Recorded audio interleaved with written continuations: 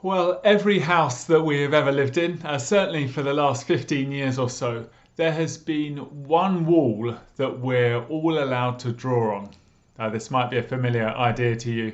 Maybe you've had a similar wall in your house. And what you're allowed to draw on this wall is a series of horizontal lines, and next to it, a name and a date. Well, I don't know if you've guessed what the wall is. Of course, it is enabled to enable us to mark the growth of children as they get older. And many of us have had a wall like that in our homes. You know, there is great excitement, isn't there, when children come to measure themselves off against the wall and against the last mark that was put there. There's great excitement, isn't there, when they've grown, when they're taller than they were last time. And they love it. And the reason is because, well, we like to be growing, don't we? We like to be growing. Well, this is going to be a big idea behind our message tonight as we think about what is a disciple. These messages, of course, are all linked to our renewed vision as a church of becoming disciple-making disciples. And last week, Luke gave the message as we thought about why make disciples. And this week, we're going to explore what is a disciple. And I just want us to see three things. That a disciple is a believer, a learner, and a teacher. So firstly, a disciple is a believer. And I guess this is just another way of saying that a disciple is a Christian. One who believes in Jesus, or one who follows Jesus. I guess in essence, as you look at the way the Bible talks about disciples, that is what it is referring to. People who have become Christians, who have put their faith in Jesus. Well, we looked in a lot of detail at this diagram. We looked at it quite a lot last week with Luke, and it gives a great picture of what it means to become a disciple.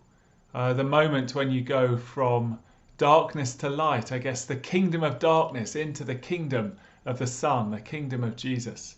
When you believe in who Jesus is and that his death on the cross was in your place for your forgiveness, taking the punishment you deserve so that we can know forgiveness and freedom and everlasting life. Well, when you believe that, well, you become a disciple. You go from darkness to life. And I guess a faith or belief is the instrument that happens. So I guess a disciple is simply someone who has believed and so has made this change, or perhaps to put it more accurately, God has made that change as they have put their faith in him. So a disciple, it's just another way of saying someone is a believer. I love the verse in 2 Corinthians chapter 5 where it says, if anyone is in Christ, so if anyone is a Christian or a disciple, he is a new creation. The old is gone and the new has come. So to be a disciple, well, there is a leaving behind and there is a taking on. A leaving behind of one way of life and a taking on a life that is devoted to and following God's Son, Jesus Christ. So the first thing, a disciple is simply a believer. Well, the problem is that many of us stop here. We stop at this point, but we must not stop here.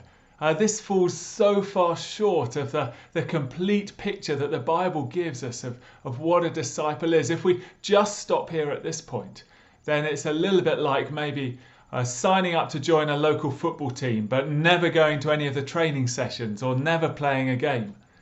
Now, we mustn't stop here because as well as being a believer, well, a disciple is also a learner. You know, this comes back to the idea of growth. You know, none of us is the finished article, but all of us is constantly learning, growing, developing as a child of God, growing in our relationship with him, moving forwards. Each week, month, year, that mark that we draw on the wall, hopefully getting a little bit higher as we are learners, as disciples. And the reason we know that a disciple is a learner is because that's basically what the word means. The word in Greek that's been translated in our Bibles as disciple literally means learner. And I think if you read through one of the Gospels, one of the accounts of Jesus' life, well, what you get is an amazing picture of how Jesus' disciples were indeed learners. He invested in just a few, really, a handful.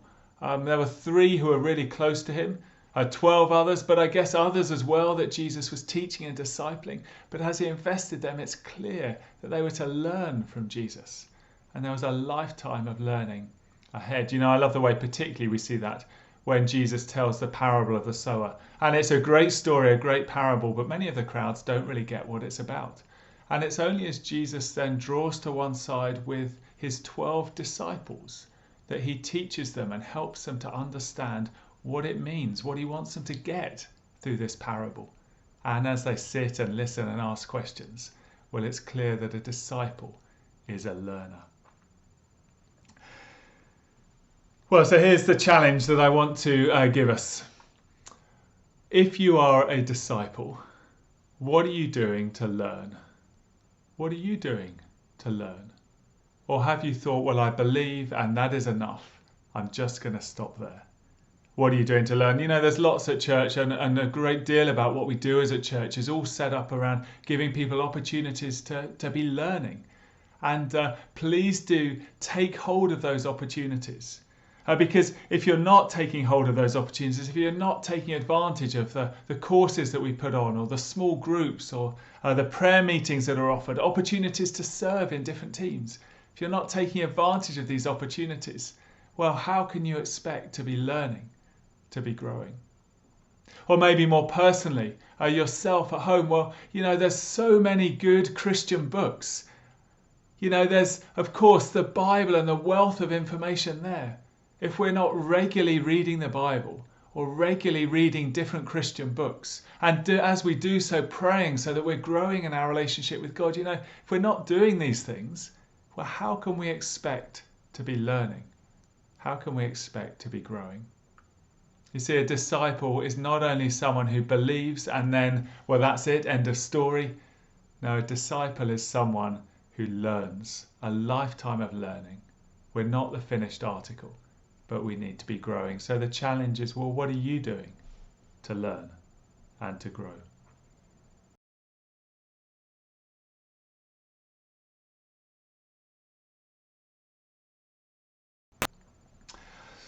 Well, so a disciple is a believer, a learner, but once again, we must not stop here. This doesn't give us the full and the complete picture of what the Bible tells us a disciple is. As soon as someone becomes a Christian, a disciple themselves, well, the words of Jesus in Matthew 28 straight away apply to them. As Jesus gives us the Great Commission, he tells us what we're to be all about. And he says, go and make disciples. Go and make learners. It means that every disciple themselves is to then go and make disciples. I've called this a teacher. We could call it a discipler. But I hope you get the point. If we're not doing this, if we just stop at being a believer and a learner, then maybe it's a little bit like our lives become stagnant lakes rather than rivers. There's lots flowing in as we learn, but it's not flowing out as we then teach and disciple others. No, Jesus says, you're a believer and learner. Now go and make believers and learners of others. And how are we to do this? Well, Matthew 28 tells us exactly how. It is by baptizing in the name of the Father, the Son, and the Holy Spirit, and teaching them to obey everything that he has commanded us to do. You see, a disciple is a believer, a learner, but also a teacher.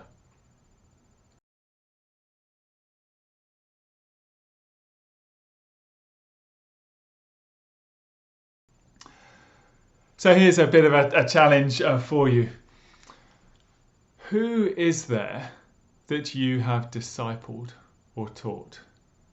Who is there whose life you have so influenced that they have become a Christian, or that they have grown as a Christian and stood firm as a Christian?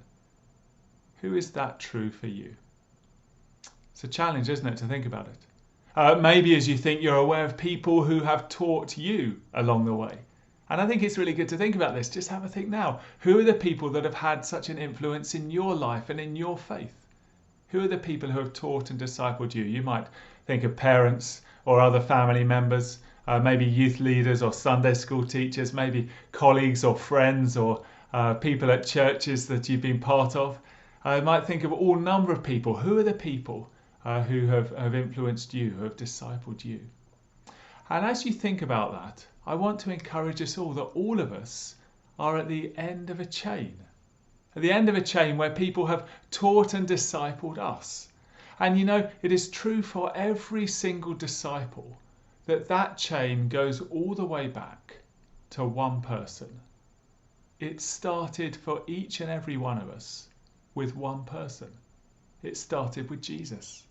I find that just amazing and incredible to think that he is at the start of the chain that led to me becoming a disciple, as he passed on the message to his disciples, who then went on and passed it to others. And as the church spread and grew and the gospel message moved from one generation to the next and from one place to another, well, that chain of one disciple making another, well, it has led all the way to me and to you. Started by Jesus. Don't you find that incredible? And so the challenge for us today is, will the chain stop with you? Will it stop with me? Or will we play our part in making disciples of others? I love the little analogy Luke used as he finished his talk last week, and he thought how it's all about individuals and how we are to be making disciples one Fred at a time. He used the example of someone called Fred. It's a great analogy, isn't it? One Fred at a time. Who is the person or the people right now who you are teaching and discipling? Well, as we think about this idea, don't worry. Everything that we're going to be doing as we set things up as a church over the coming years as part of our renewed vision is going to be about helping and equipping us to be playing our part in this. So I hope you're excited by this idea, and I hope that you very much want to be a part of it. Well, thank you so much for joining us for this message. We've seen, as we think about what is a disciple, that a disciple is a believer, but we must not just stop there. We've seen that a disciple is a learner, but once again, we must not just stop at that. For a disciple is also a teacher, as Jesus says to every disciple, now go and make disciples.